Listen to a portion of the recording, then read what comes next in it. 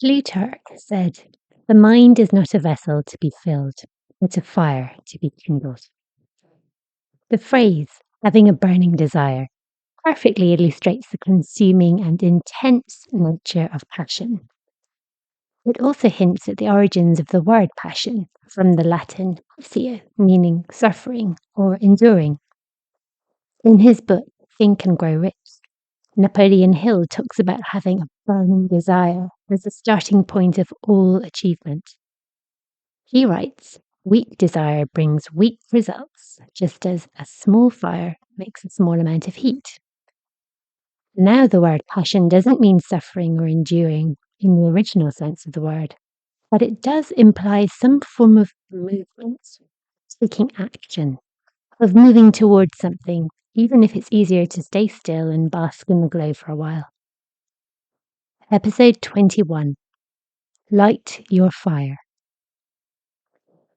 Part 1, Fanning the Flames.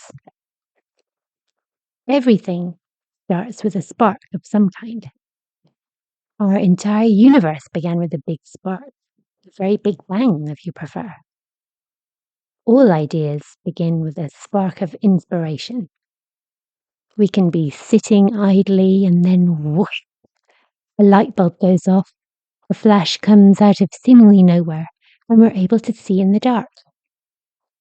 If our little spark is given the right encouragement and has the right conditions to ignite, then that's when we'll start to see flickers or glimmers of possibility. Fires need oxygen. It's like when you say, "You can do it," to somebody, it gives them a boost and spurs them on. Oxygen breathes life into us and enables us to breathe words of encouragement to others. Fires also need fuel. It's a good idea to start off with little bits of kindling to get everything going before adding gradually bigger pieces. It's not a good idea to throw a giant log on a tiny spark and sit back to watch. Fires need action. By adding more and more gradually, you will maintain the fire and keep warm. Lobbing everything all on it at once and going to sleep is not a good plan. Part 2. What lights your fire? If you want to have a really good fire, then you need to take action to keep it going. If you want to maintain a really good relationship, then you need to take action to keep it going.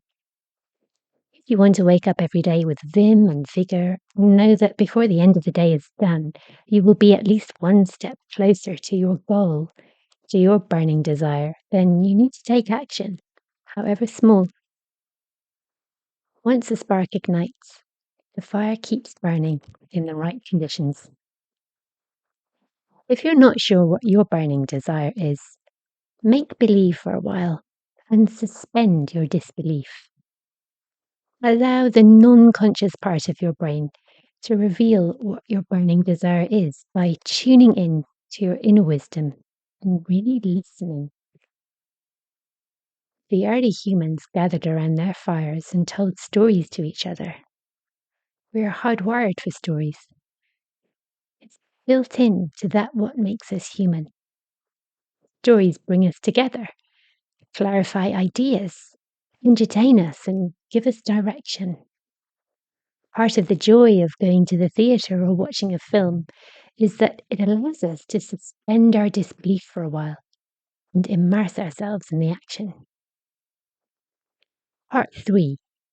Create your own story. Have you noticed how every familiar folk tale or fairy story begins with the phrase, "once upon a time"? And how relaxed and comfortable this makes you feel when you settle down to read it. Well, the thing about "once upon a time" is that all the action happened in the past. It's finished. It leaves no space for the present. And there's no time like the present. This week, I invite you to create your very own fairy tale with you as the central character, for whom nothing is impossible. No challenge too great, no mountain too high. This is your chance to daydream, to make believe. When we make believe, we combine words which bring something into existence with another that accepts it as true.